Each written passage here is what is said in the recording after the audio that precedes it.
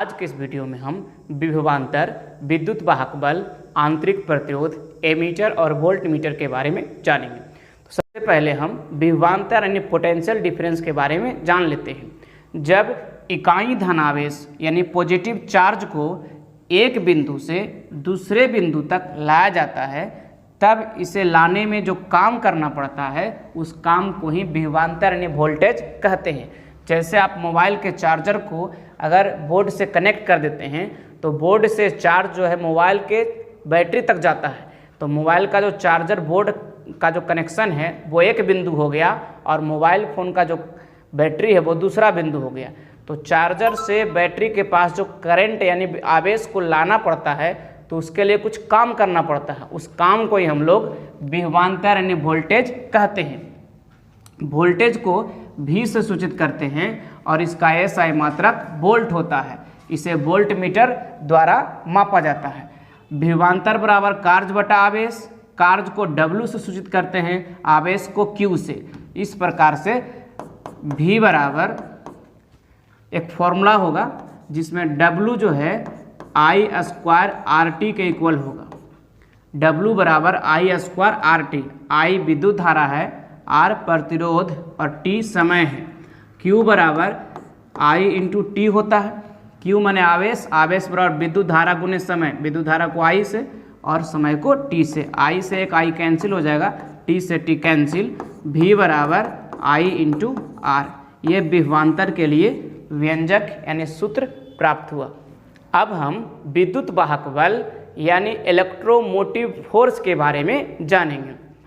जब किसी सेल से विद्युत धारा प्रवाहित नहीं हो रही हो यानी स्विच ऑफ हो, तो उस स्थिति में सेल के दोनों इलेक्ट्रोडों के बीच, इलेक्ट्रोड में जो छड़ अंदर में डाला रहता है यानी प्लस और माइनस, उन दोनों सिरों के बीच जो विभवांतर यानी वोल्टेज उत्पन्न होगा, उस वोल्टेज को ही हम लोग विद्युत वाहक बल कहते हैं। यानी विद्युत वाहक बल भी एक प्रकार का वोल्टेज ही है, लेकिन ये कब उत्पन्न होगा? जब परिपथ खुला हो अर्थात स्विच ऑफ हो, तब विद्युत धारा नहीं बह रहा हो, तब जो वोल्टेज उत्पन्न होता है दोनों सिरों के बीच, उसे हम लोग विद्युत वाहक बल कहते हैं। विद्युत वाहक बल को हम लोग विभव मापी यंत्र के द्वारा मापते हैं। आप यहाँ इस सेल को देख सकते हैं, अभी इसे किसी परिपथ से नहीं जोड़ा गया है, किसी तार से किसी भी उपकरण को नहीं जोड़ा गया है, इसीलिए इसमें भी विद्युत धारा प्रवाहित नहीं हो रही है, यानी इससे होकर करंट नहीं निकल रहा। तो जब किसी सेल से करंट नहीं निकल रहा हो, तब इसके दोनों सिरों के बीच जो वोल्टेज उत्पन्न होगा, उस वोल्टेज को ही हम लोग विद्युत वाहक बल कहेंगे। और वही अगर इसको दो तार से किसी बल्ब या उपकरण को जोड़ देंगे और करंट बहने लगेगा, तब दोनों सिरों के बीच जो उत्पन्न होगा उसे हम लोग टर्मिनल विभवांतर कहेंगे, यानी वोल्टेज ही कहेंगे। लेकिन जब ये बंद हो जब विद्युत धारा नहीं प्रवाहित हो रही हो, तब जो वोल्टेज उत्पन्न होगा उसे हम लोग विद्युत वाहक बल के। हम आंतरिक प्रतिरोध के बारे में जानेंगे। आंतरिक प्रतिरोध यानी जब किसी सेल के अंदर, ये सेल है और इसके अंदर में विद्युत धारा को रोकने का गुण उत्पन्न होगा, यानी करंट को रोकने का गुण अगर अंदर में सेल के अंदर उत्पन्न होता है, तब इस रुकावट को ही हम लोग आंतरिक प्रतिरोध कहते हैं। जैसे इसको इस तरह से समझिए, जब भी कोई इंसान एक तरक्की करता है यानी ज़्यादा कमाने लगता है, तब उससे जो लोग जलन करते हैं उसे रोकने के लिए आगे आ जाते हैं, यानी उसके मार्ग में बाधा होता है। तो दो प्रकार का बाधा होता है। पहला तो उसके घर के बाहर के लोग उसके मार्ग में बाधा डाल देते हैं, यानी बाहरी प्रतिरोध हो गया, यानी घर के बाहर के लोगों को द्वारा जो रुकावट होगा उसे हम लोग बाहरी प्रतिरोध कहेंगे। और कभी कभी ऐसा होता है कि घर ही के कुछ लोग तरक्की में रुकावट बन जाते हैं, यानी घर के कुछ लोगों को ही जलन हो जाता है जिसके कारण आगे बढ़ने नहीं देते हैं। तो घर के अंदर के लोग अगर जलन करते हैं, बाधा डालते हैं, तो उसे आंतरिक प्रतिरोध कहेंगे, और जब बाहर के लोग रुकावट डालते हैं तो उसे बाहरी प्रतिरोध कहेंगे। तो आंतरिक प्रतिरोध का मतलब हुआ कि किसी सेल के अंदर में विद्युत अपघट्य या इलेक्ट्रोडों के कारण विद्युत धारा के प्रवाह को रोका जाता है, तब इस रुकावट को ही हम लोग आंतरिक प्रतिरोध कहते हैं। अगला प्रश्न है कि विभव मापी यानी पोटेंशियोमीटर क्या होता है। तो किसी भी सेल के विद्युत वाहक बल को जिस यंत्र से मापा जाता है, विद्युत वाहक बल यानी इलेक्ट्रोमोटिव फोर्स को जिस यंत्र से मापते हैं, उस यंत्र को ही हम लोग विभव मापी कहते हैं। अब हम एमीटर और वोल्टमीटर के बारे में जानेंगे।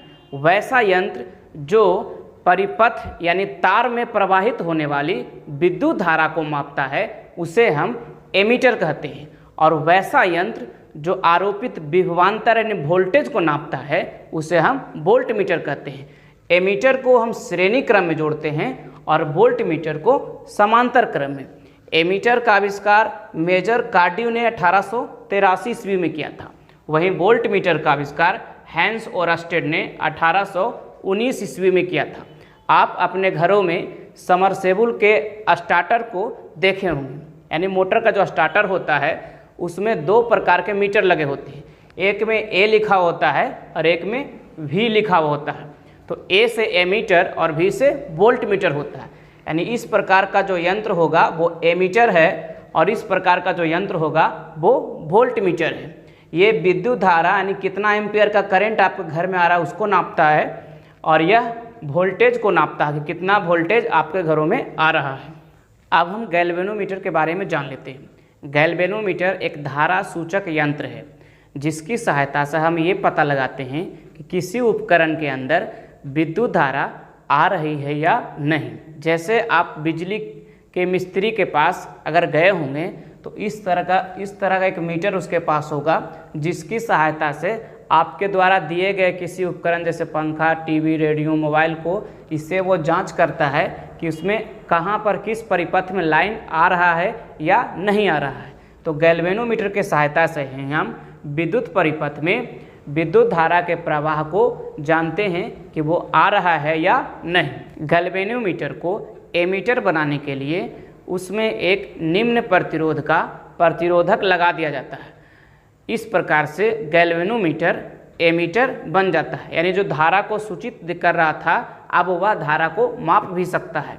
कब? जब गैल्वेनोमीटर में एक निम्न प्रतिरोध वाला प्रतिरोधक यानी रेजिस्टेंस लगा दिया जाता है तब। और गैल्वेनोमीटर का जो सुई होता है उस सुई के जगह पर एक उचित पैमाना यानी जो मान होता है 10, 20, 30 एम्पियर वो लगा दिया जाए, तब वह गैल्वेनोमीटर एमीटर का भी काम करता है। आप इसमें देख सकते हैं ये एमीटर और ये गैल्वेनोमीटर और एमीटर दोनों हैं, क्योंकि इस गैल्वेनोमीटर के अंदर एक रेजिस्टेंस लगा दिया गया है जिस रेजिस्टेंस को हम लोग शंट कहते हैं। जान लीजिए शंट क्या होता है। गैल्वेनोमीटर के समानांतर क्रम में एक निम्न प्रतिरोध यानी रेजिस्टेंस वाले रजिस्टर यानी प्रतिरोधक को लगा दिया जाता है। तो गैल्वेनोमीटर में समानांतर क्रम में जोड़े गए निम्न प्रतिरोध के प्रतिरोधक को ही शंट कहते हैं। शंट का उपयोग है गैल्वेनोमीटर को बदलकर एमीटर बनाना। आप इन सब का स्क्रीनशॉट ले लीजिए।